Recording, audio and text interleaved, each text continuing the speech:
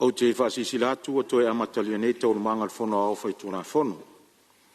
E whatati ese taurumanga al whono au whai tūna whono lo sau noa tari whai tau le minsta o onga. Anga no. O te tāpalo whionga le minsta mo le wha o wino lau sau noa. Whaftai lau whionga al whong whitalai. Ia sa e whisili sa tu mai, whale ata tolu ma whale ata lua. Ia o le me leo whaala titi aile o chichi. Pēng tal no atu. E owa maltasi miliona tāla ele whaonga ina. Ele o chichi. Rono winga la, like te lel slakna ina. Rono lua. E a foi. O lawa uman ave sa o lawa tupe anga i o ile. O neil fia malama malota mawhai. A la fo wha se ese i al senese. Anga il matanga alwenga o tinama te mai tai.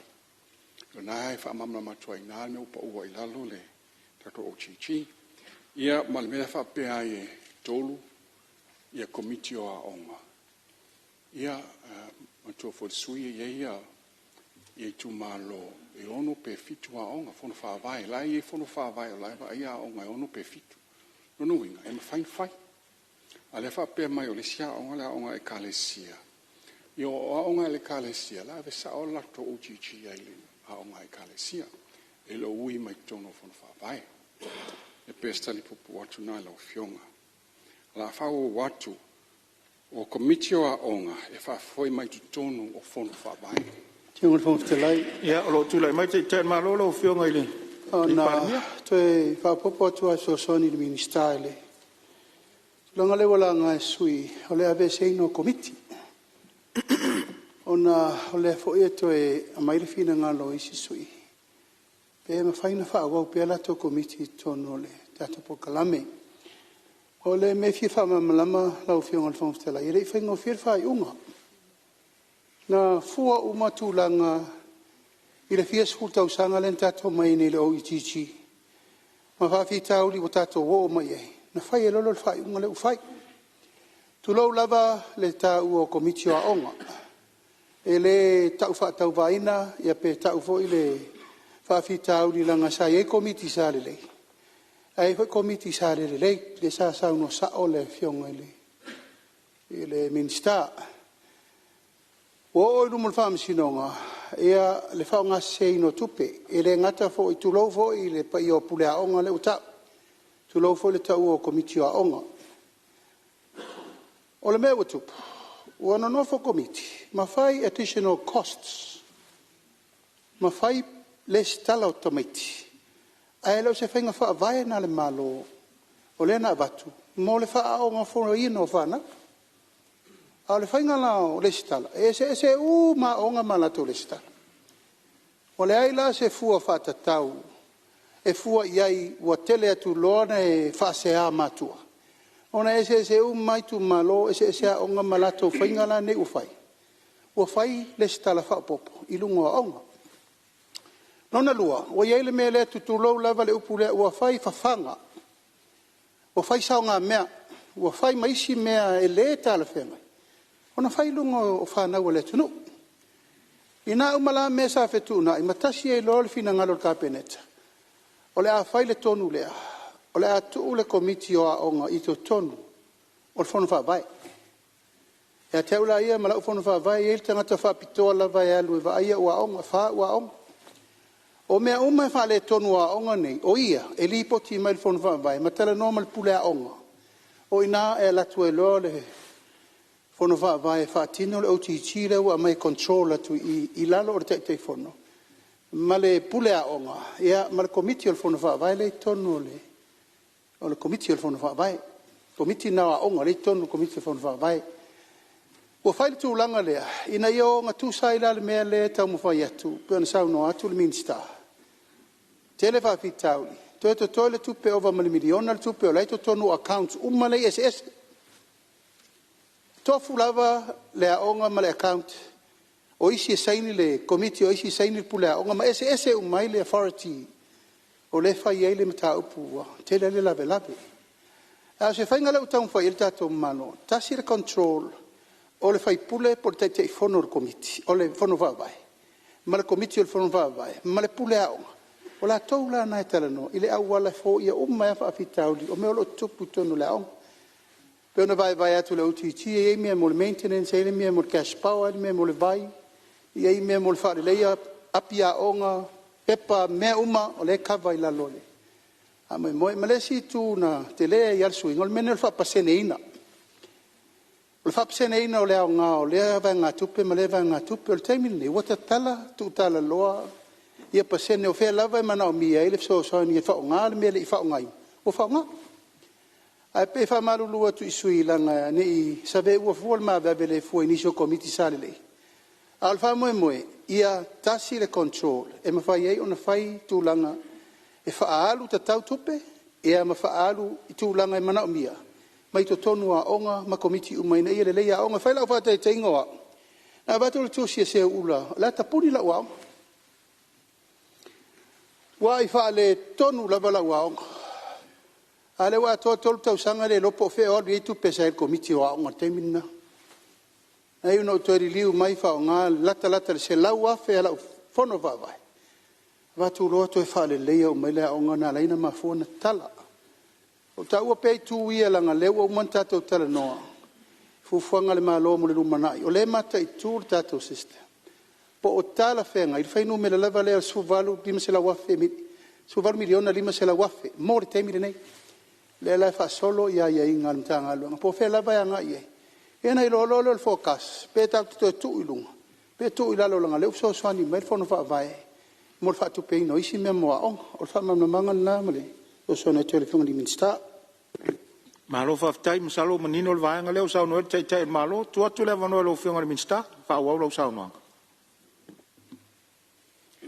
o fonga lawa fianga al fonga fitalai o le lava fa ya o ngan toi langa inisio sui. Ia o sem ta upo e fai pea ma o lo fa ta ua le mtanga wenga.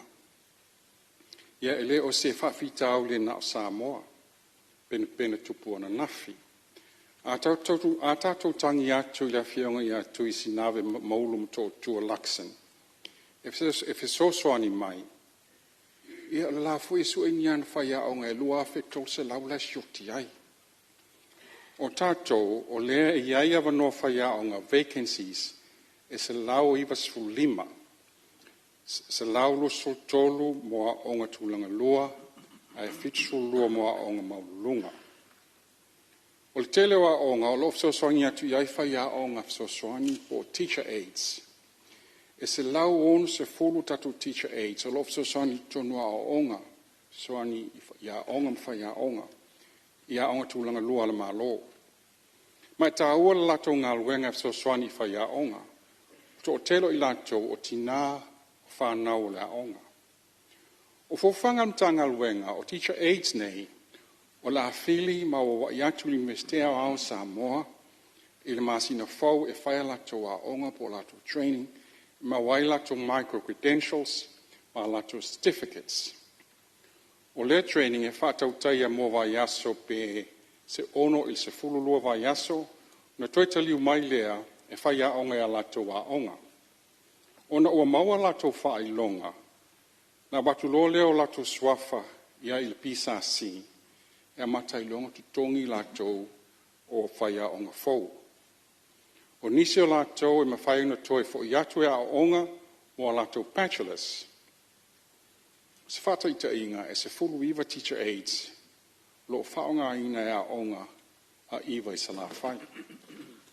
E to o lua teacher aids lo wha so soani mato whai a onga i whasi to uta. O mai a fo ion whaatala noa salary framework, mo le tongi pule a onga ma whai a onga, ma le pisa si ma le matanga luenga a onga.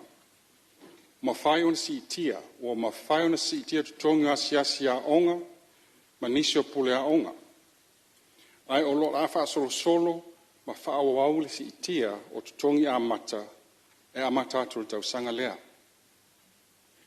O whai a onga uma i lunga atu, o le 5 tau sanga, o le soifuanga, o lo o talo sanga ina, e wha awau le au nanga, se i vanga na o le maua le soifua malolo ina.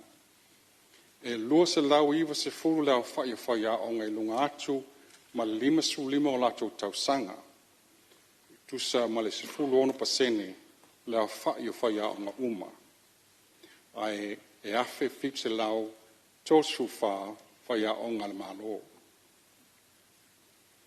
Le aufioga le foga fetalai avea lenei avanoa e toe faamanatu atu ai i le mamalu o sui ma le atunuu e tatau ona avatu se faatagaga a le matagaluega foatoa mafaina fausia ni fale aʻoga fou.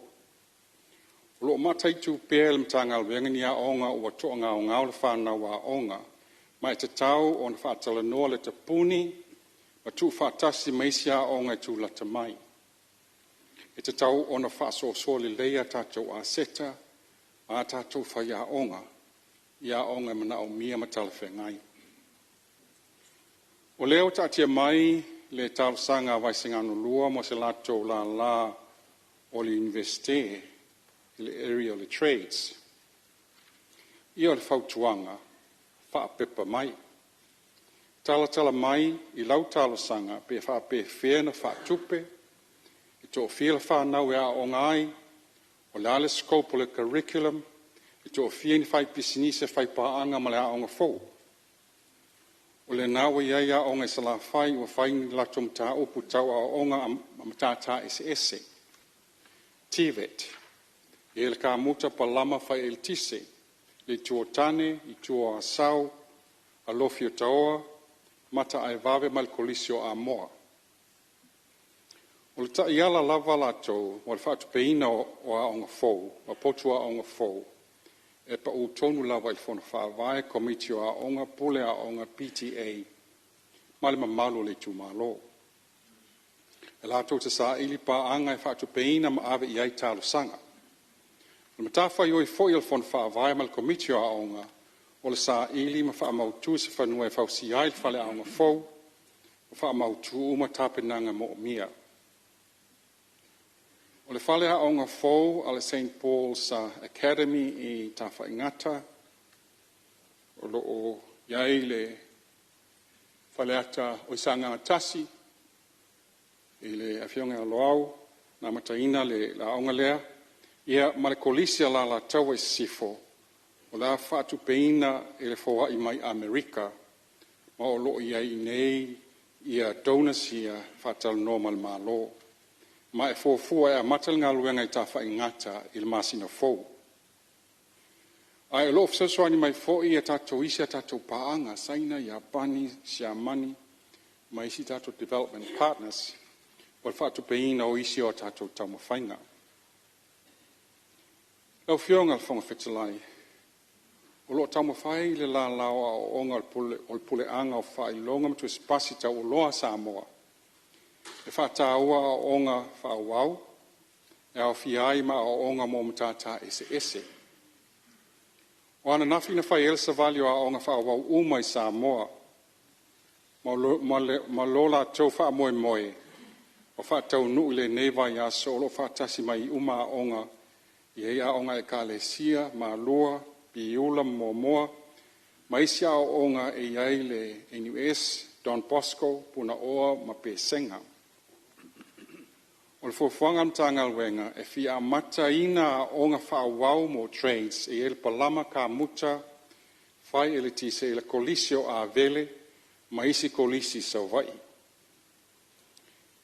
Aisea, auā foʻi 5% o tatou fanau tama a le tatou atunuu e lē ausia pe le o atu latou aʻoga le tausaga 12 ia 12. Lona winga le talafeagai aʻoga faasaenisi academic ae leai nisi aʻoga te pena ai 5.5 ae meise mo fanau tama i le ausia pe le talafeagai o latou faamoemoe mo le latou lumanaʻi ma galuega e fia auauna ai. O lea o le a faauau le tapenaina o le malosi o aʻoga ma tatā ese ona e aogā mo le lumanaʻi o tupulaga ma Samoa e ui ina e le taugofie. Te talo pea soasoani mai le tui a tatou taumawhainga. Laufioga le foga fetalai na saunoa nisi o sui mamalu pe mawhai ona whaasā le whaongaina e tamaiti aʻoga tulaga lua ma kolisi ona tau ave telefoni wheaweai. Wangana ai e o lo universite. Whawhitai o se mata upu ma whauwhau iai. O se mata upu o sila iai le malo. Ma whaatala noa fo il sa itai o le malo, ma sui o le malo mai Australia. Wa Australia lewa amata mea i le tūlanga.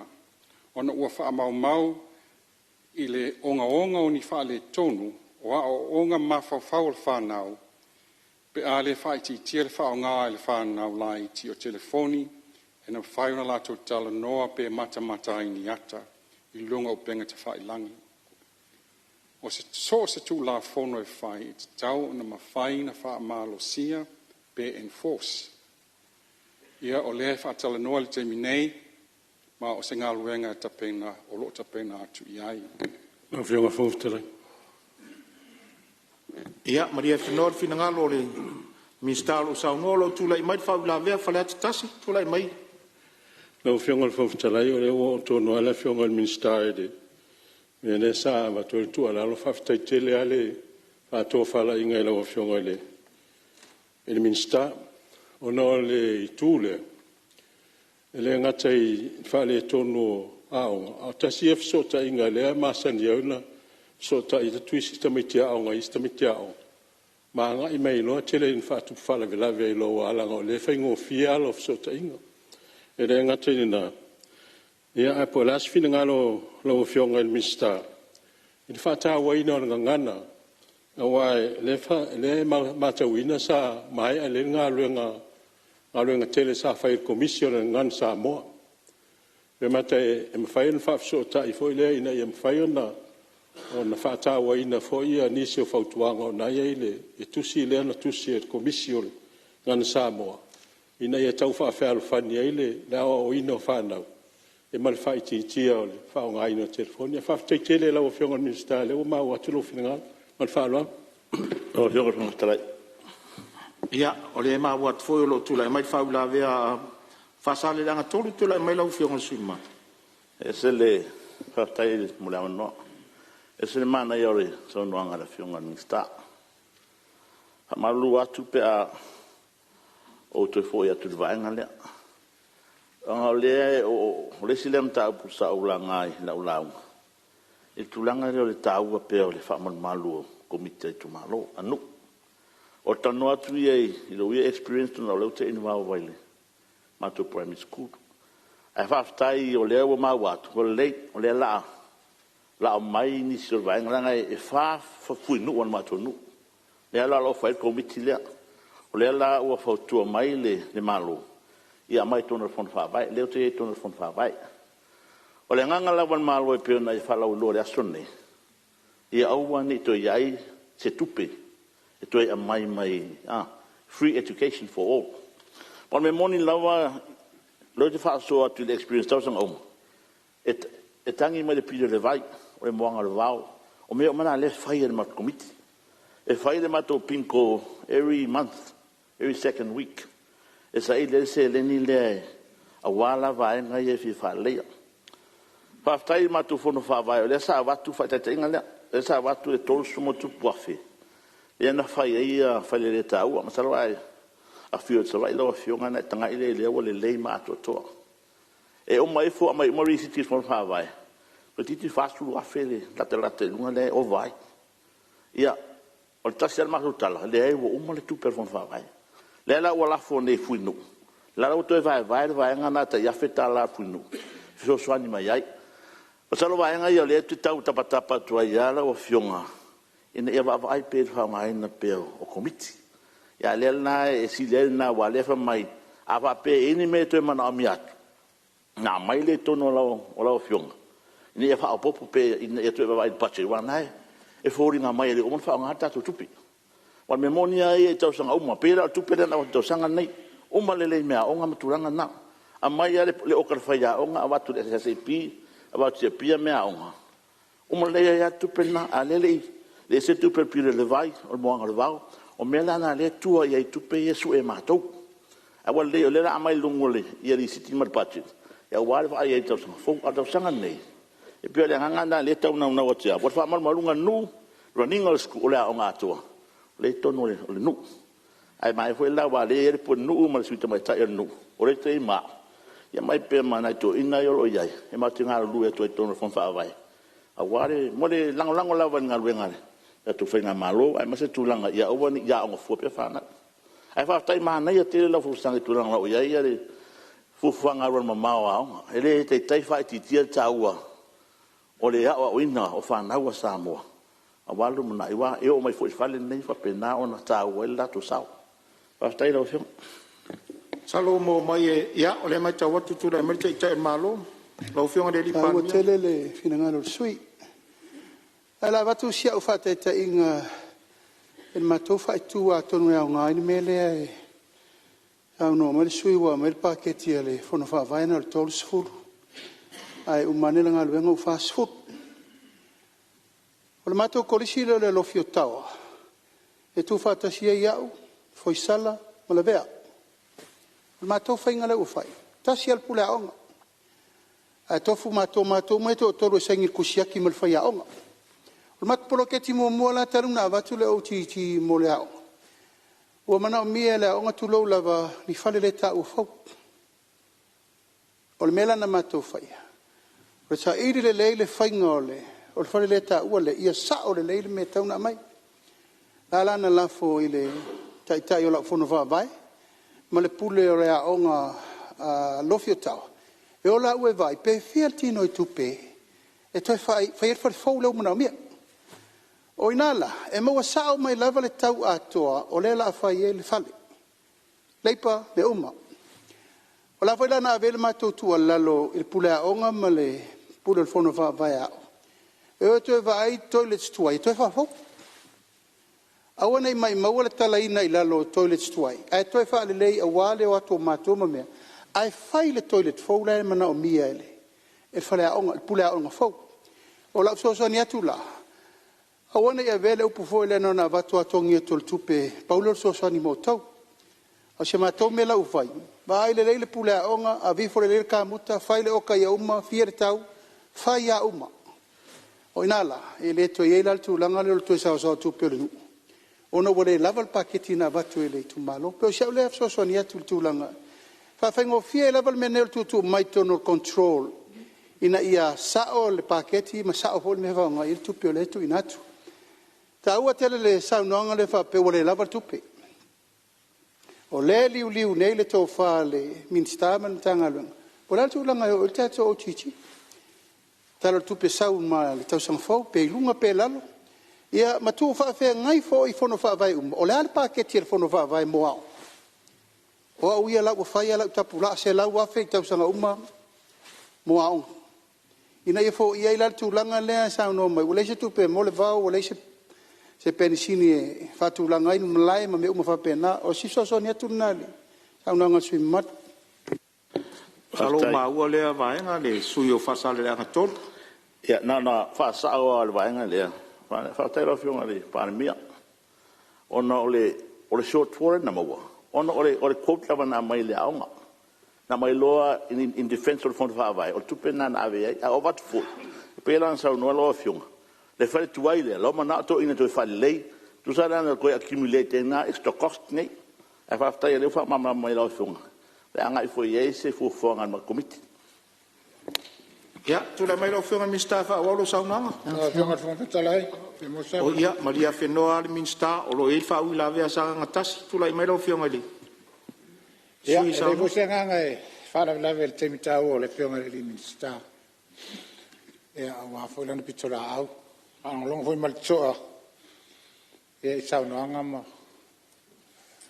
Ia, au ngai le e tato wa o ngai me whapena na matango fia whapena fusanga o fionga le minsta tawa foi lo ingoa e to sai mala onga le tale St Paul's Academy e sa le hoi sa lo vitamina whapena na matai o yo lea ia le fa long long to mato fa stai e fa fo tawala na fo I pa inga o mavai atu e sa tati ai panga foi ne va penana fatal tau ina ia mfausia le lei ia le foi fala onga nga ia le pito no tele u fa penana fausia ia male Lo fia tol tato tunu fa pena na o mawai I ele le sai tai ta fa ngata mfala miu ta o tele le fala fo leo e fa tai lo fiongo leo mai to wat ya atono na o a pena o to titio na matalea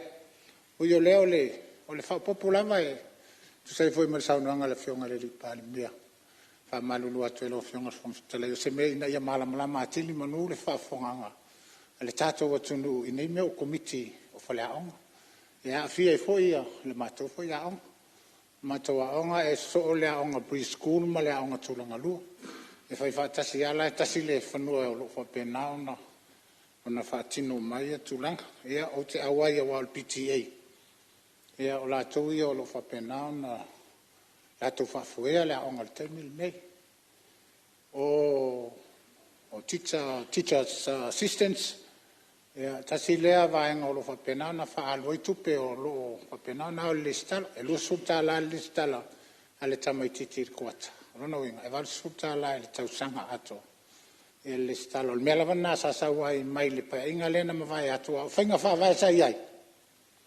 ele ma fai ona fa o ngase tupe le OGT e a po tupe fon fa vai e fa tinoila ia vaenga pe ona tau vo ni si suio fai pule e o moi no le vao o fa mai no lo toa e se fala on o mato fala on ya e telele lo toa vanele ele maluni ya ele mo si tupe ala titi o yo le o te faftai o le o manino matol vai o le ale to ngia se le sitala po le ale taunga po school fan building fan wala le ai ato se il painga le nei e pe e pasial tala tupe e ona malo le lo matua e le te fai lava se saunga me pe fai ni so nga tupe ale atatia tonua ile fono fa vai e mai sei le o titi o lo fa pena na ngaloina ele mtanga lo nga onga mele mule to le nga fa style of ngol mista wala tfol saunga ngal fionga le Palemene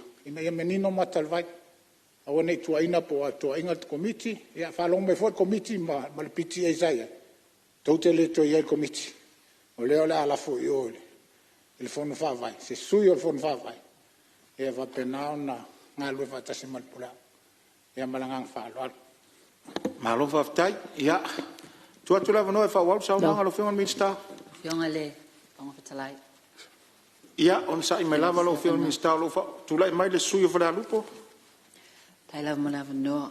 Fio se manatu ona sa o fo ye se tu alalo le nei usunga fono aftai la velo fionga le minsta ta wol mel ole ta upule le fa ITT ole fa online ta meti ole pole access ta meti le social media aftai la va e no le tu alalo fa mol mole aftai na fo o mo na sa no va pe ole a fa ni consultation na fa ni fo fwanga ai o lalo a tono pe awone I outright band al mela na nga I lava le fa so vo nei fa so I fa ya onga fa so ia fo I matua ia fa pena vo tomati to was the lois TV and said news sa interview le mata meti ona wo of fin ngalo malo ni sila imta opula vale na la no va ai ta wo yo consult momo ia awai fo in man tu fo in fa la tala ole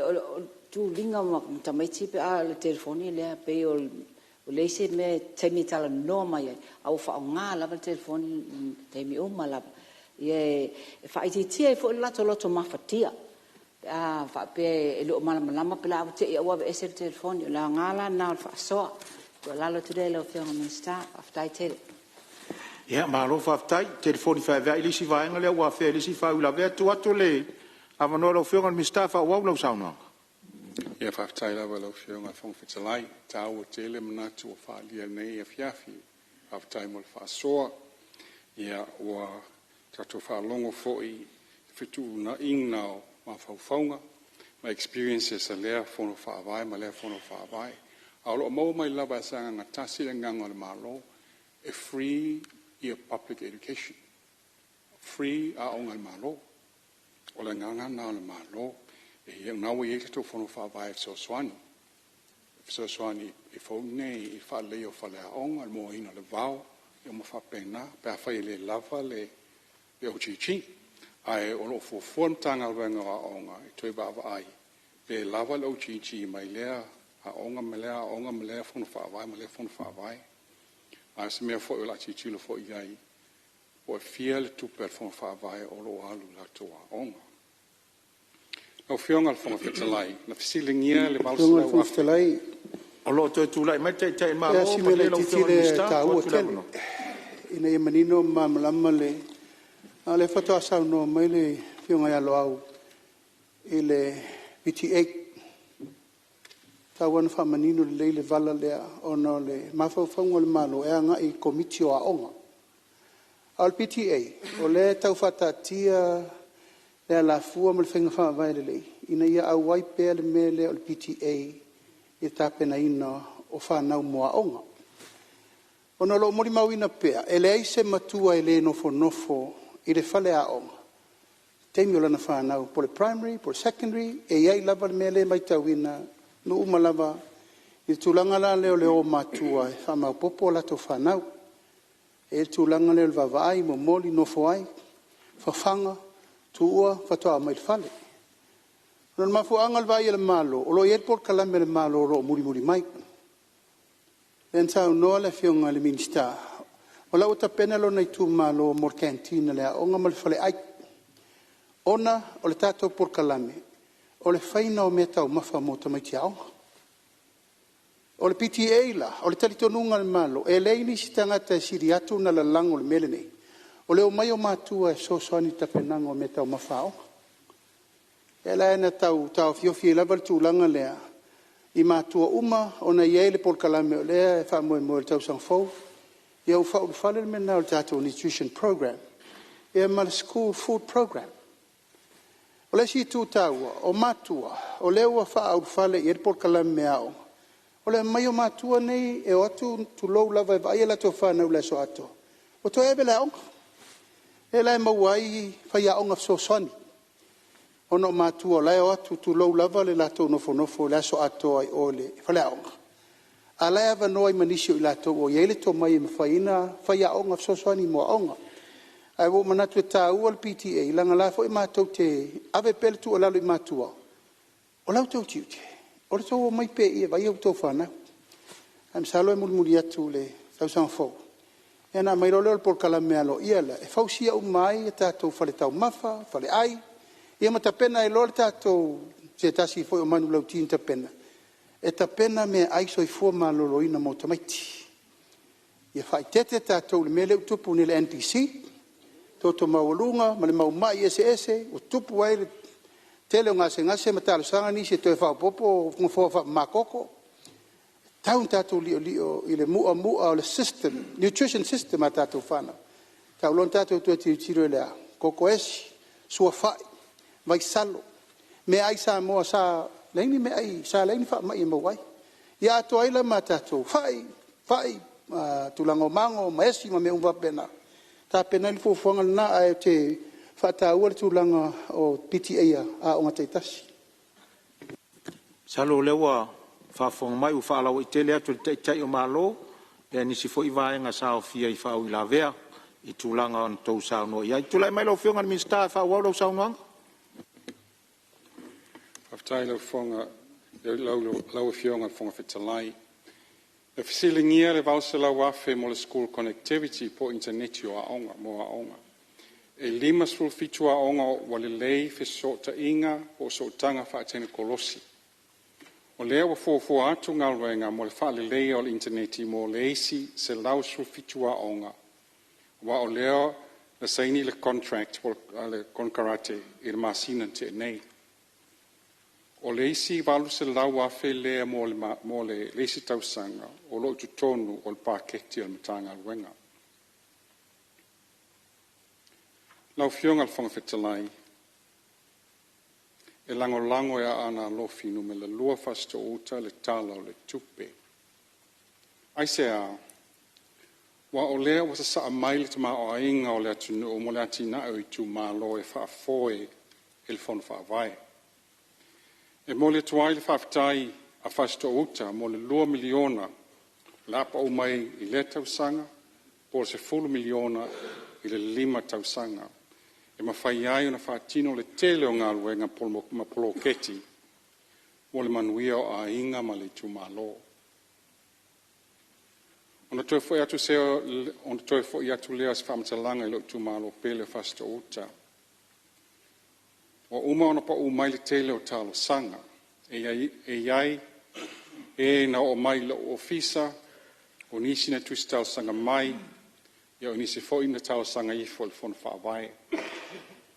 Ia tono lo mai tau mai le tūmalo, e iei le hifsosoani, po talo sanga e te tau na whaatau nu vave. Ia e foi talo sanga e toi lo hilo wha le lei pe tala whea ngai. E pao lea e whaingo fia o na whaatino talo sanga e tala whea ngai le tau ma waili te mao ainga e manu i aini ainga se to tele. O lea wa tatou whaipa anga ma le LTA i le wha leo o matou awala i fasto uta. Whalelea mai e matou fono whaavai a wala ngā lue, lua tesi maleono kilometers a mata mai le pale e tau mai sa tui, ai a mata atu le ngā luenga LTA a wala tā mai sa tui a ngā i atu i le pale. Le whainga le nā o a tātou a wala po matou a wala, ngā lue whaatasi mai le LTA, lo iai le poto māsaini le whausio a wala. Uma a wala sa tui liwi fo i a wala i avano, mata ili ili, mai mole tuai le whaftai tele il pūlenga o awala al malo. Mai mole tu foi il whaftai le minstau ili ili ma fua ngā whanua. Mo le fina ngaro ma la malama i tu ina mai le lima su eka mai whanua le malo o lo i le pale, whaati noai polo ketia le tu malo.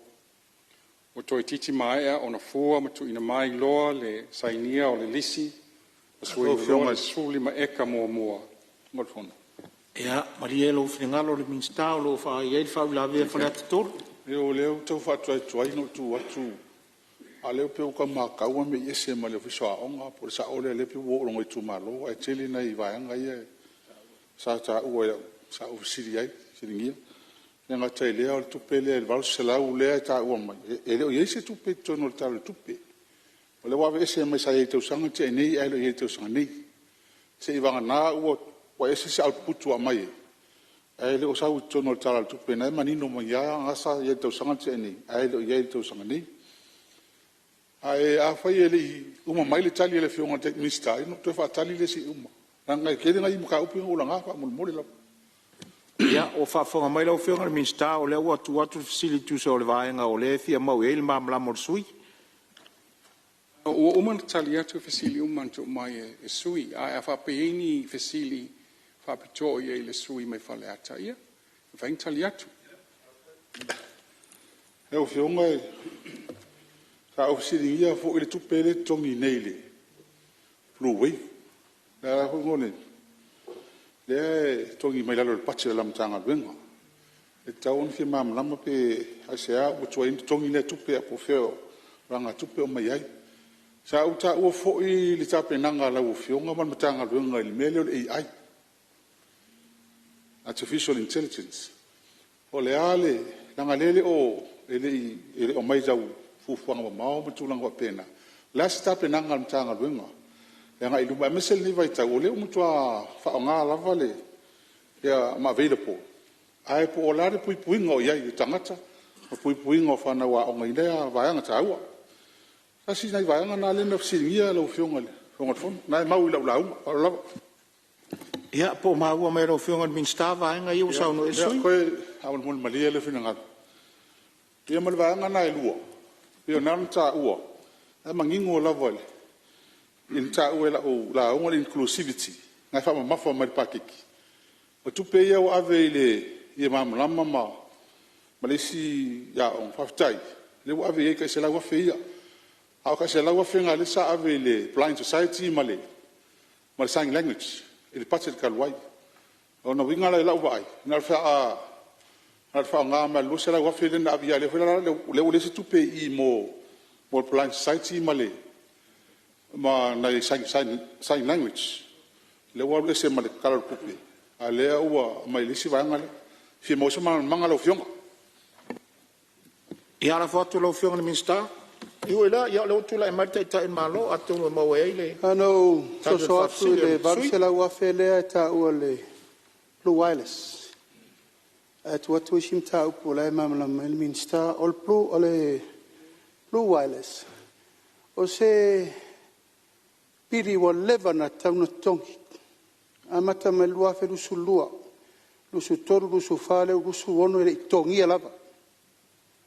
Ile yo le fa upungo le nei pili na wa mata le school wifi. Amata ina fai le bloketi le. Peita. Walu fenumia. Pasi le mesk. O e pasi ma le MCIT. Pasi sa o li mo le mesk. Ai le malama le mesk le mela e batuta. O le fatoa fo ia va vitau le. Talu mai le amatanga mai o le uruai introducinga o le bloketi le free wifi le tatu. Ai to te mamalama. Pacific. Ai si fia lau whionga langa ngasa e Minister lango lango vor temi le. E lau fatoa tau nunga. E pei ele ai talafu nei walewa na o wele malo. Il company le. O isi tenda ye luma mai, o le whanga solo pe unsau noa le whionga le Minister.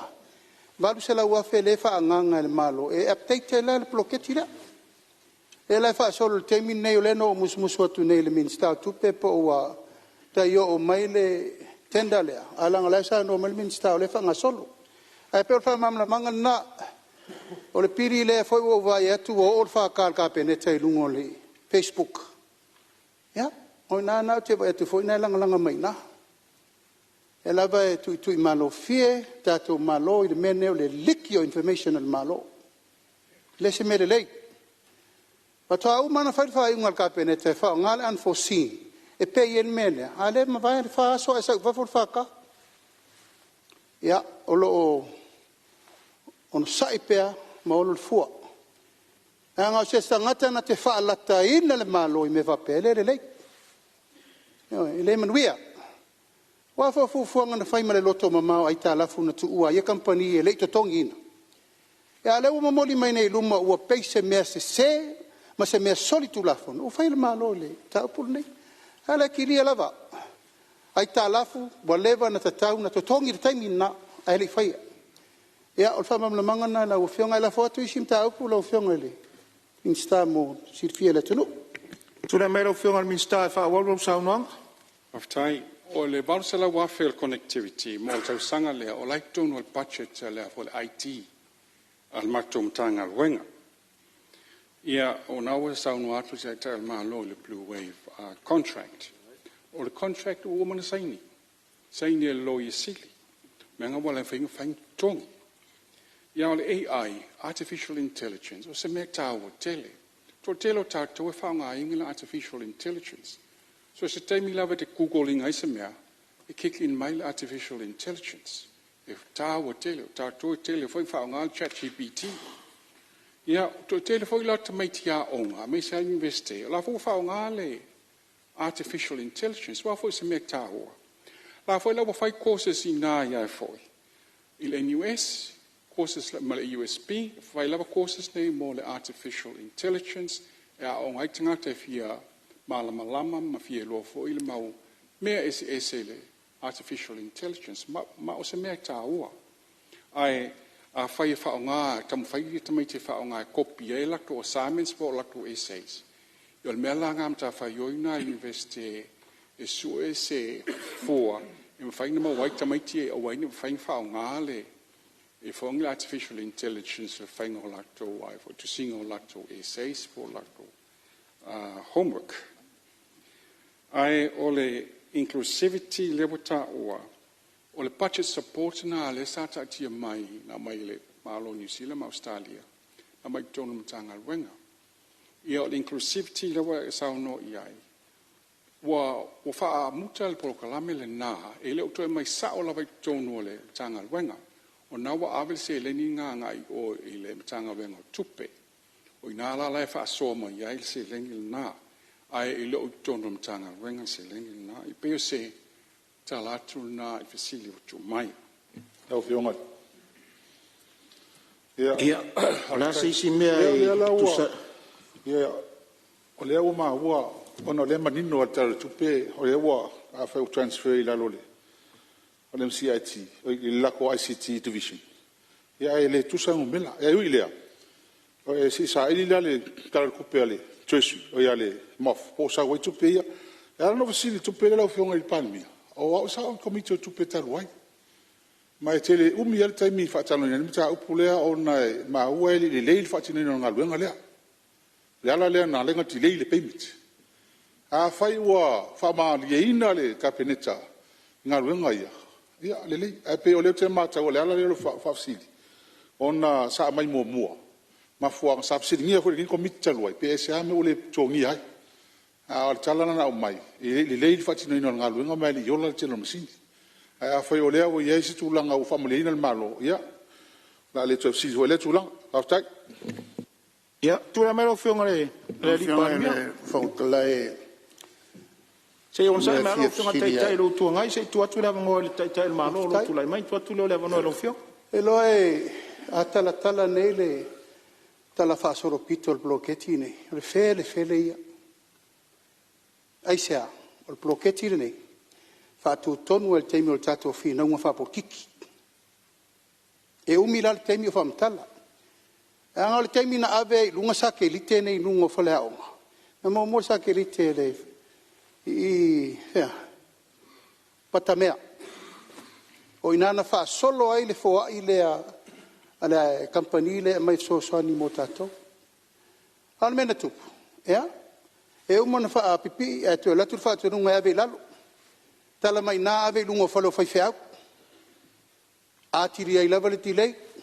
Ia toi otu isi, wa watu nei isi services foi.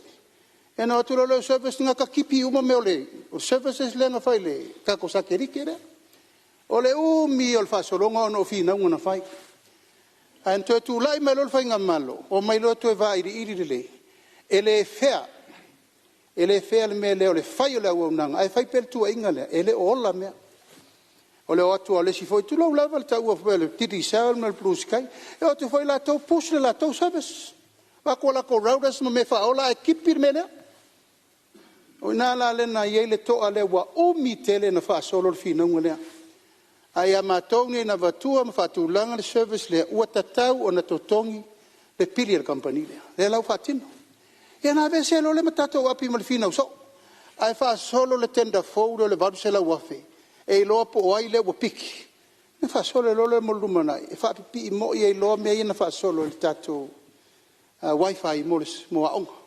Ia fa mam le mangale la ufionga le fon fitalai mal fa fonga salo le o le vaenga le sulio fale te tolu on sai ma lava lo ufionga teitai le tuangai. Salo le vaenga le ia o le wa mawatu i el no foa.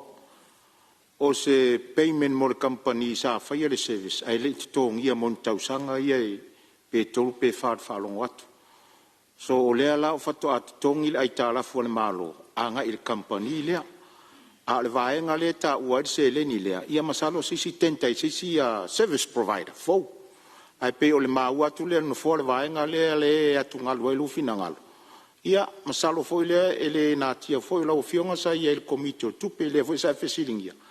E tu sa lau sa noanga pe ai se o le tongia e lau se mai malo mo tilo i fenga fava o taun tong il company langa la sa file service a le ma o atu tu pe fo le tonor paketi le te fsilingia o le se i le IT po le alvaenga le officer o masalo la o se si company fo e tenta mai e fa o winga o se si service provider il tulanga le ia masalo manino le fa manga le fionga te malo le fionga le sui mamalu fale atu ia o whianga tai o le i tuangai pe ese mea na fisa ono ai. O whianga Fonotaga o le mtaupu nei sa talanoina a o te le i al ese mai le tofi Palemene. Pe al kampanile sa langa mai a tia. E a fo sa no foi tala foi miliona tala il regulator ai lima sala wafe o lo no foi tala foi il computer services limited sala mai la ya tau ma o fautuina e le pulesa ai E tau o na tapa, el company lea o nofo masui le ngoa, on femele a tia masui le ngoa, a tangata la vetas, a whaila tulanga lea, e le la le mele o vai atu iai. O le nofo ai tala ful miliona tala a lima sala wafe, a le la to e vatu iai el tato malo, i le tupe tong iai a tangata ia. A le ot whafusili atuai. Po se mea te tau le mea o whai. Ia, malo whaftai a tonu o le, nai maua mai whamamanga teitai o le mara. Se tua la lewa no le teitai o le mara. Whaftai, o te loa iei tu tā ua, hai peo no whai atu. E aru le pōle nei o whamalama le tā upune nei. Lima ono tausanga o tu ua le ai talafu lea. Ia, o te manu fo ilanga ele ma whaina tu la i mari company, e tali la fonga i o whaina mota. A elo te tenunga, maari lia sui, ta tia mo le teimiri nei, leu wha ngā solo ngā luenga le malo. Le whaina tātou tu turi a kūre, fia, ono tausanga taruai. Le whato atu tongi tupu. Na mai fo ele e lo pusao na mai le fautuanga le mataupu na le treasury. O le fina ngalo le kapeneta, o la tau e tio mo le company le pa whape, o ieni e talafu tu ua me whape. Na wha malama, e ta tau na maari lia whatasi o le e talafu le lei. Ai le anga fitanga to le maloki pi ir ko peri masela wa fe ala le o maari lia company me sa o kaunga ye. Ya, na manature la o fiong le fongtale, fa malama na let's be fair. Let's be fair, o lau man te tongi tato var se lau mon tupu afele na o wel malo ave iai o lai iai inga faltu la fono ya o ai pe fa pe iai se tupe. O wel company le malo. O fa lo. Ia, o le o ma watu, malama le leia. A fai o ini vaenga fa pena o wel company a le o vatu tupe i o lato a o lato seto ma isi vaenga ie o wai. Vai la fai ngo fie malama o le tule. Ar se leni leta ua mai lenta ua mai faleata to. Salo ile la su ISIS company matu atu ya o ko le tenta sport. Fai ISIS service provider wata to wa onga mavainga fa pena. Tu lai mai lo fionga mi sta fa wa lo saunga. Te fa popo tuala fonga le la fionga fonga fitilai. Le balsala wa fe le morto sangal nei. Lo mun sign your contracts mal digital mal Vodafone. E delivery fa being o Starlink. Mo le valse fulua onga le i tong contracts la lea. A e se la le se leni le wa sau fo ala la sau tong IT el mako matanga wenga. Fa tinu e fo la nga wenga to fa pio isi Starlink. Mo isi a onga. Ia fa mangal na ai yeni se fesili mo le la matanga wenga a onga ia temi nei ala o liwa tu loy lo tu malo o fasto uta. Mai momolia 12 af taitele ele a fionga al minstao ai le ele fu nga fanua o le lima su eka o tatia mai mo ngal wenga al fon fa vai o la tina ina o le tumalo ia a tona o atu le masina le o mata na su le su le eka le luma fa tau nu ai fu fuanga le tumalo fa e malai ta alo shopping center ma matu fatu anga ai le tau fola tu uma inei le Palemene tau sanga uma le tumalo o le telo tal sanga fa tino le fono fa vai pe atal fengai pe se ala savali footpath amata tu mata ili anga isa tui aluenga nai ma faina fa tino le fono fa vai tau le mai nei ai o tal sanga in tali ngalo ye faita tu si tal sanga le tanga wenga o puna o fa natura si o manga alango atu ia le fono fa vai o le nafa toa uma o na faitalinga lui tua le hole e whakasa. E mo i wa whatau nule a nawa a le whaipule mo le tatou medical clinic I fasto uta. O le nawa iai tae au asto nai uma. A le mo onga wa ana lofinu me la lua. E toi te tala se health center I le mea o lo iai le whalemai le muenga. Awal toi te tala ina le whalemai ona ua condemn po ua tausalaina le whaongaina o le whanua na ia ina. Ai te tala na o le pito I luma e whai ai le health center. E te tala ia so uma mo le mamalo o ana lofi a toa. O se mea ma whaina whai a ana lofi, ai e whai paanga ma le sui fua malo loina. Ia, ai pe o le tala masani fai atu ai fo'i. O le tausaga le matautua fafine, no foa o ana lofi wha mo le footpath a wal savali mo le tatou kolisi a ana lofi I faleolo. Ia o le a watu I le mtanga alwanga yasiasi. A tonu me whainga tongi maa umalawa iaia a ana lofi. Ia wafo I o le kolisi al tatou I tu malo. O se ngalwenga te tauna whai mo sanga le mo le whanau. Ea o ngai I nai a onga le nā. Lau fionga le whonga whetalai, whapea sui maru le Palemene, o le nasa taun whainga al metanga alwenga o a onga, maanga nuu, a whapea fo il tofi o le tūmalo a ana lofi no me le lua. O te tā ofi o whaamilia ina fina ngalo sui, sa la ngam tā upu e ala I se tali atu. Me mo o mia lava, o tātou ngā lue so tau au ina ia manuia le ati na e o a onga, a si o tātou o tunu. O la tātou ma tā whai oi whai whatasi, o tua ao ma mātou lima ngā whati ai, ana whafo ma who ia nisi o lui tau, whawhi tauli, pe ona tau sau noa ma mōli mau iai. Lau whionga le whangawhitalai e watu le wha mālo le whawhoina o tātou whono, I le whaingo whia o tiuta e meise le whatun whalawina o taurumanga o tātou Fonotaga, mālo on sai mālo whatou toa. Whamanuia le tua le ao le mālo, ia whaafua loa lo soifua a wā, aua nei ta ape pāpā I taua ana, a le lātou tama. Ia mamao ni ao ngā solo I sui al fono sui tōwhia. Ia mamā le langi I laua whionga, I le whonga whetalai, ma awal soifua langi mamā I le li Palemene, sui Palemene ma min style kapeneta. Whapea mi sta lango lango. So I fō lau le lei le tai o le tu ainga, o le tu angai, ma le lai tu o le mota, alo whangielu se whono malo o le Palemene. Manuia le tapo inga sio o tu malo, whai whamanu mai langi, a walo o tu whaiva whai pea, e ala I le whai talo, mo la o tu au auna. A mālangi le tapo inga I ainga o Samoa. Ni fui le lafo mai mani to ngau sia I tula tōle ulu songa tu mumapule.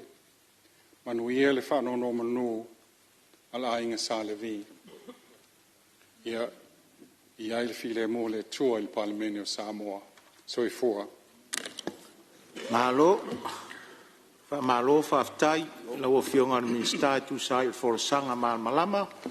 Ia o nisi fo I vaenga sa tali atua I ni vaenga sa langa e whingalo sui mamalo le mota I lau mtanga ruenga wa onga mareanga nu. Ia wha malo fo I le pule sili, ia pole officer sili o lau mtanga ruenga, le lango sua atu I lau o whionga na minister. Ia e maise le manu tawe o le mtanga ruenga I le whaingo fia le mtanga ruenga faisto teli. Whamanuia le atua I lau tau soifua tautua mo le tātua o tunu. A te whaftai whapitoa atu lau whionga le minister. O le whai o lau whaatusa le tu malo e silini te leo a onga peo a inga le tai. Ia o lau whautuanga, whaola mua la internet ya a inga le tai. Malo whaftai. Ia o tātua se mai, I le minister soifua malo loina, whalapu tonga o tau I mo whaavlave whaafosei. Whaalapu tonga whaavae tau whatunga o Samoa. Lau whionga ni minister soifua maloloi. Whaftai atu I lau whionga I whangwhitalai mo le avanoa o tu ina mai nei fo imtanga luenga. Ma tautala I le ava malami ngao. O lea ua solomea le tu whanua I le pongisa ua lau ai le si ua mouli. Ua tongo malama o le papa lau li lei o le tatu o la tanga. O le atua sisili ese lea. Lena vavalo ai le tutonga ina ua whalao le masina o le atata la fuia o sa le vao mai whapeai. E le tau masina lava se tangata ma le atua o Samoa. Ai o se tu mumusu fo I le whepo I siona atali o le atongie sole. Ia e manatua tapu o le whanua. A e tā ia mouta e sa le fulu. A e tā ia mutai e sa le unga. Ai aua nei ngalo le whaalia lia o moa I lona toi aso. A e pale manatua le tapua inga. Fusi la ia o lapa o malo ai momori la au i fonga. Au wā lau tapua inga Samoa. O le so e au lava o no momori la nganga whaafitai i lau tapua inga. O te whaafitai atuai le tapua inga, pulenga e ka le sia kerishan uma e le ngate le atu Samoa, whapea fo i lalangi atoa. Whamalo le anapongi, whaafitai lau tapua inga te talo. Wana le se noa lea, se manu mātou te awhaina le vasa. Whaafitai atuai fo i whawhenga inga taulangi so se whatawhai taulanga e fia. A wao le mātou talitonu, o lau tonga luenga le au malepo o mafuai, o na maua le file mu ma le whialo whani o Samoa. O te whapea atu foi i le tapua inga mamalu a Samoa, le ngata i Samonei o Samoa i atunu e mau. Tama mai inga mo la tau tama le usonga tu mu mapule i tu au ma la taua, a inga le tai ma le vao Fonotaga. Tapua inga mamalu foi, ia tutuila manua, sua ma le vai whanua, fō mai tūlangi sa ole sa le au mua, le lau niu na sa e lua, la au nā motasi, tamal manua tele, to o le whale ula. Nau whapea lea le tapua inga si au tu malo, ngā ngai maunga numera tasi, ia au wale pa i o a inga e lua e te tausia sa le aula. La inga sa tuala, ia e maise fōi, le ainga sa pesta, le mamalu ia oe sa le aula, ia e tainane o to uli o vai tutu, ia whape fo i le mamalu, ia sa le murianga whapea le whale ana. Nā whi mai leo se mātou whamtalanga, iau pa ia lava ia o Samoa, mai lava i malai tele, malai o le vavau seipa ia fo i filim pulitu, unta wilo ai manu o malo, le wa e manui ai fa tama swali inga sa mo onu sumal fa on tausanga taluna vea o le malo tuto tasi pa o fionga le fong vitalai fa malo fa il faiva se o te manatua lava le tu musu o le fionga ya fa muina o fea e mafua tuai le fa fan o le maota le nei a maua lava le ai leo tatou wa lava lea e au mani tupe ni tamau ainga ni tautaua ma le longolongo a aia whaina i Samoa tapua inga mamalu a Samoa o i nei lava i mafua tuai le manui o Samoa ma au te whawhitai tele lo loto tele whawhitai le mamau le tofa whawhitai le ftutu nai o le fo e mamala, o le no fo e whae e uma iai manui o le atuno. Ua wha malo e te le whai tu au. A te fusi whau o le malo e le aini pāti tu tonu nei, tātou o le ainga. Tātou te ngā lue whātasi le manui o Samoa. Wha malo mo whātai lau fionga i le Palemene. O le miti te telentu ina mai e le tua, e le whaingo fie. Te moe i tinga, te ala i tinga, na e ono sa i aisea, ma mao le miti.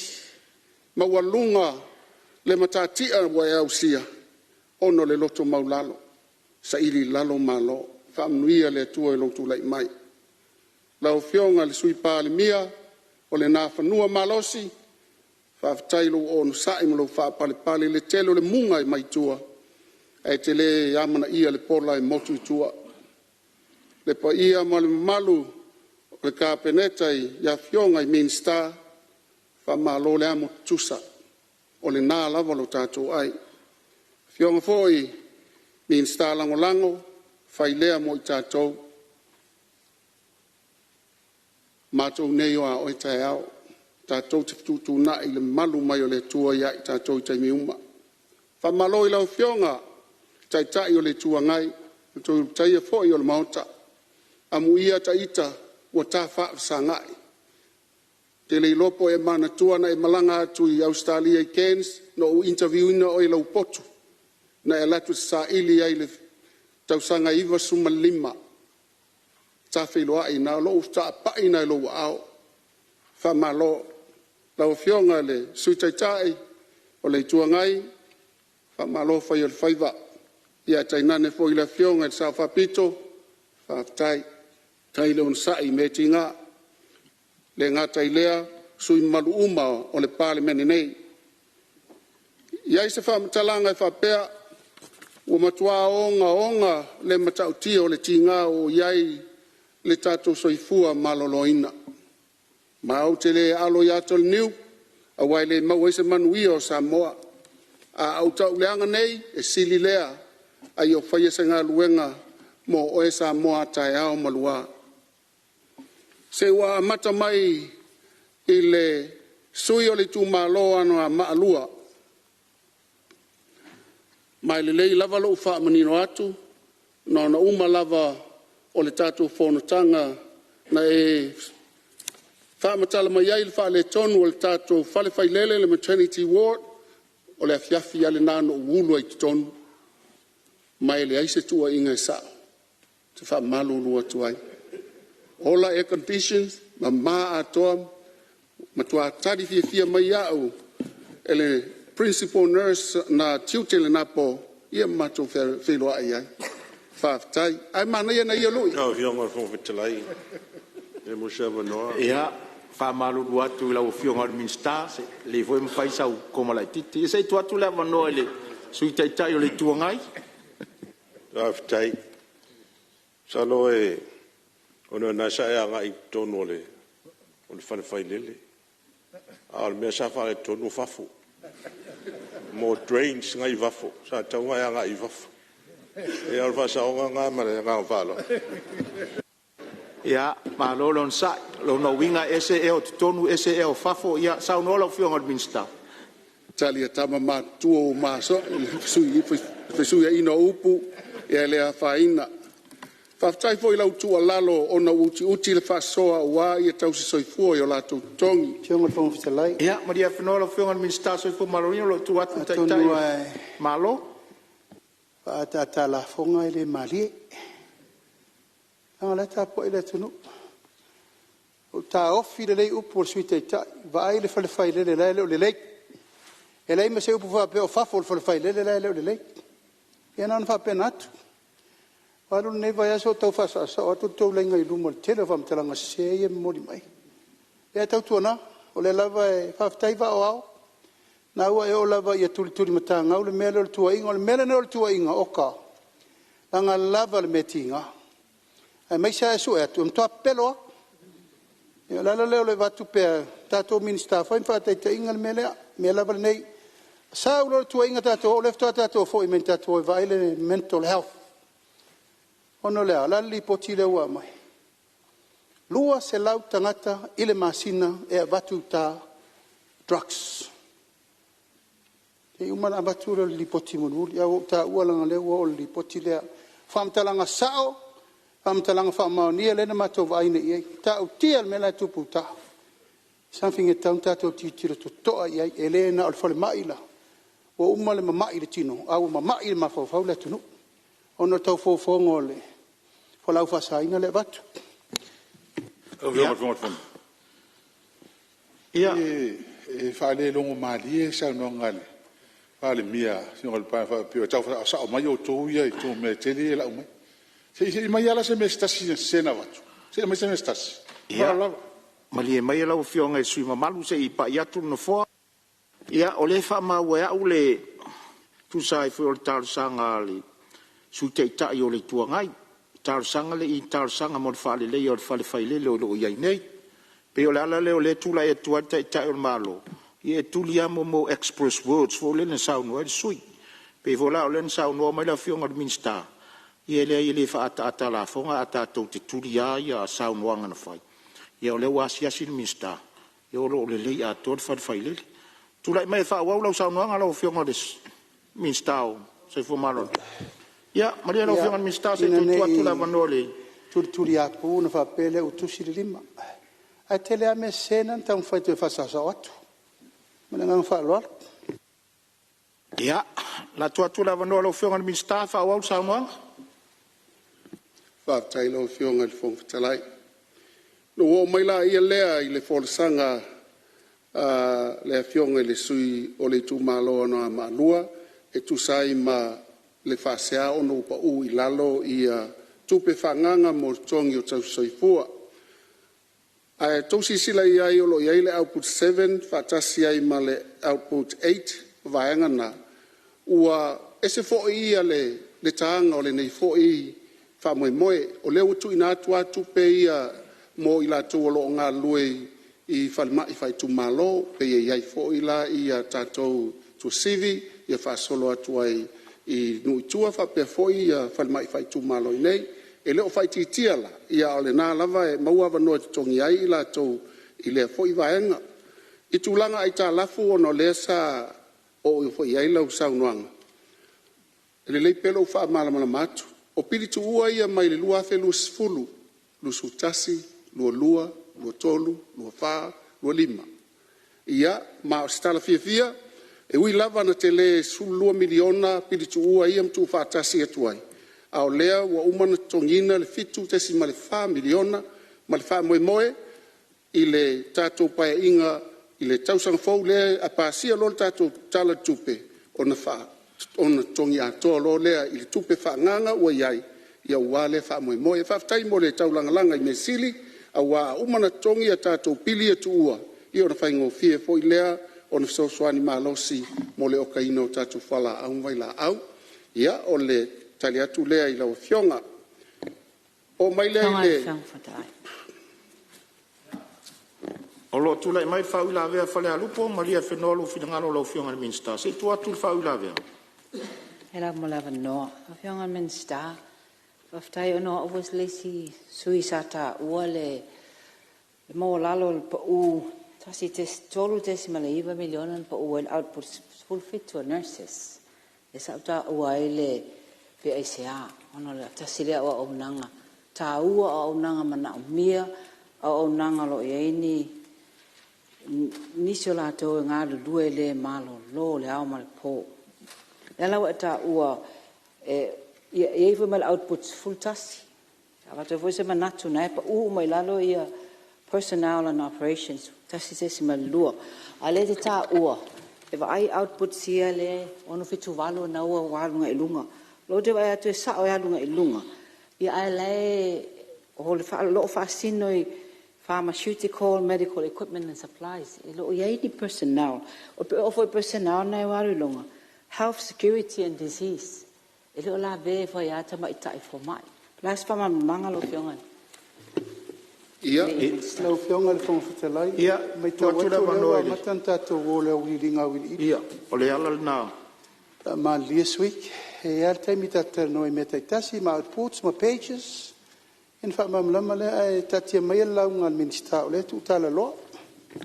ia o le ala leo leo tula i atu le pan le afionga te tan malo ale sa utau pipi i atu nanga weta ua lo le output tato wo o le au linga o mete tasi ia o vaenga nai muli mai le tato tare tupe a mai sa o lo finangalo po la se vaenga sa e fafsiningi ele au nanga le so i fua malo loina Tailo fionga fong fetalai. Na amata mai o le ministalta o output pe o melana le o fai atuai. O le lai mai fai numero ele o ngatasi manon finangalo.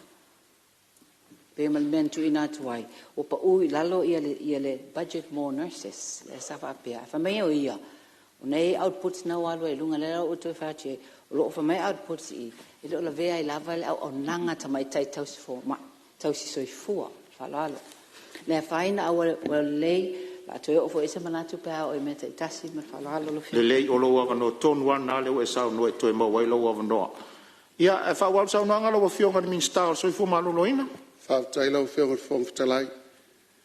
Ana whaapalpale te isi ia e au. O lele i o atu e talina na fisili. A wafo i e uma loa i e sui o nā maa, so o ma le sui o whale ata lua, so o ma le sui o si umu, o le umi e whaatau ia ia.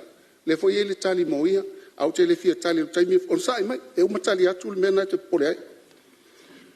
O mai la ia lea i le sui o whale ata lua, la whionga e tu sai ma vaila au ma fala au ia le tulanga tonu na te lo le wotali atu ai le vaenga lea o le tulanga i le I lau soasoani ina ia mawhai na whaamatu se lua se lau a whetā la mai fono whaavai.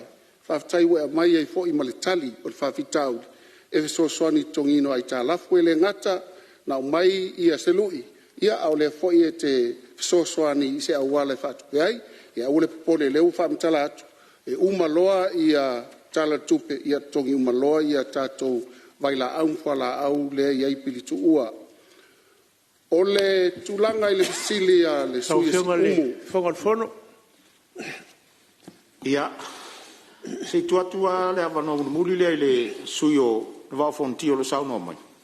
Ia pawhitai a rau whionga le whangwhakalai. Ia e pūpū lava. Langa leua saungoa le whionga I le Minska. Whapeo le suio whaleaka lua. Ia le whapangaku ko le wae kasi a Samoa. Ia le sa sosoangi aku le lua se lau foi lea. Mai whong whawai. Ia e sosoangi ia I lam ka ngaruenga. Ia ua foi lo kainga mai. Ia mo whamaubonga foi le man whasaunga. Ia mo kako mauka man whalalo. Ia malo whaftai. Ia whamaruru atu le suio o wawhonti. E whapena fo le whingalo na whaalia e whaleata lua. I le tūlanga na nā. Tūla mai rau whionga ni minister whaoro saunanga. No whapea si o uso lele a yoso a le a yoso fo ia. Veongo na o ai. Au lele yo atu lau whionga. Ia ono o maile ia I le sui o le tumalo si umu.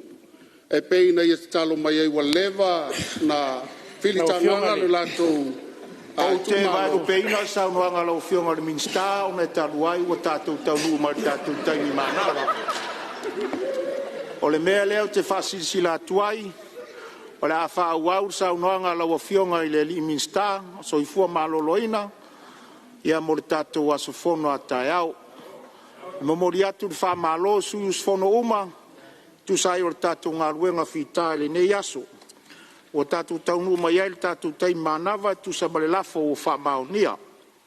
Whamalo le on sai. Whamalo le whapalepale. Whaftai mo le whasoe le nei aso. Whamalo le usfono. Tātou sai ili malosi e toi whaauawai le tātou ngā ruenga tai au. Ai whamoe me uma I le alofa o le tua. Whaftai atu le tapua inga mtanga ruenga mwhalapo tonga tu maoti o le tātou malo. Malo le on sai. Ma le mamalu o le tātou watunu o lo tātou mafuta pea e au mai le nei afiafi. Malo le tapua I le nei aso. Tapua inga Samoa le atunu pele. Manatu o lea ua tuana I le whana o afi o malama, wha malama. Whasauni fo I mo malolonga o le nei afiafi. Ai wha malo te talo. Whaftai tapua. Ua manuia tawanumanga lau Palemene le nei aso ona o lau tapua inga Samoa. Ia nga lelei le li I whaiva, ma whai ngā malolonga o le nei pō. Lau tātou malolong, o le talo ar whongwhitalai, ia pui le atua I lo utou wafi fio atu. O mori atu so I fua I ainga o whatari mai, ia wheiloa I le fia ma le file mu o le li. Na o se whasi silanga pupu ar whongwhitalai, mo le sila fia le Palemene. O le aso a tae au pe a tolopoa tātou taualumanga I le itula e tasi le audi. Ua whatulanga ai le drug test, mo suis fono uma o tātou Palemene I le maota tō filau eti Aresana. I le taimi o le tātou tau mawhitanga o le audi. O te talo atu ina ia whautangia mai le nei whasisilanga. Mai o te toe te talo atu ina ia whautangia mai e sui mamalu uma o le Palemene le nei whasisilanga. E te tau ia I tātou o taitai o le atunuu ona tau la mua I ia la sanga mo le sila mai o le atunu. O loo mawalunga la tātou puipuinga I nei whaafita auli wa a fiai le tātou atunu le nei vai tau. Ia awai uma le tātou whaamoe le atai au. E le te tau o na misi seisi. Sei vanga nāre ka peneta o le a whaatino la na Fonotaga masani lo na potu fono. O ina foi o le a whaatino ai le lātou drug tests. Sei tulou nga ngana. E tutusa le lava le whaatino ina, ma I tātou le a whaatino ina I le tofilau eti Aresana. Ai tātou te lei tōle pō, o te tārsanga atu suis fono mo whasale le anga tōru, sei e saunia se te tālo e whai o ari tātou fono. Tātou ifo matalo. O lea ua lafu le taula o vatele. Pena fu ana mai ale mga tunga luenga ni yasu. Vi ia o ele atua I me uma. E ina feso wa ina ngalu maku fai ngā malanga ni yasu e me se ho yasu o tona. Pei te yani o lo moalo file mu. Tono lau Palemene. O pura tunu e tele pesenga e matua leo. Whaftai lo lofa tunoa ma lo lofa whasoa. Le poto ma le ata mai le file mu. Fo ina mai ate I mātua a matu swala o pule. Upu whaia le mātua tunu. A walo mātua wala au ina. Talo whatau anau le tua I sanga whamanuia nei Palemene. A mātua wanga I atu I whapea ona. Whamai ale mātua ngā ruenga I saso nei vai asu. Whamanuia I ate I mātua uma ala mātua wala au ina. Ia whamawhaina I ate I mātua lo mātua wala au ina mai ate oe le tua ta maa. Whaia mea uma mare tonu, whaia mare poto, whaia mare alofa. Ne mo waiso vi inga isu awane I ate I mātou. Whamanuia I lau whainga ruenga al malo. I lātou tautua whai pēr e tua ta maa. Malo lātou wala au ina. Mātou te talo I whamanuia I tapu inga se o mātou atunu.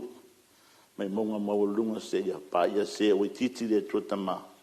Whawhitai mo le lātou whai wa talo mai o mātou. I sanga manuia o mātou whai wa le tua ta maa. Nei pō man nei a whiawhi pēr mātou tau maa vai. Lofa le tua te tai mātou I o mātou ainga mare file mu. Whamanuia fo I whai lau tu telefono. Ai mai se lau whai ngā ruenga. Mai se fo I mea ai ma mea uma o tau singa mātou Fonotaga. Sa whamanuia I ati lātou. O le mātou taro le lātou lo swafa Yesu. Amen. Amen. Whaftai lau whionga le sui maru mo le tārsanga mōria. Whamanuia le tua. O te whasisi lātu o tōro pōnei tau urmanga le whono au whai tūra whono. Se iau lia le asu Fonotaga I le tūla iwa tōru sfuru le tai au.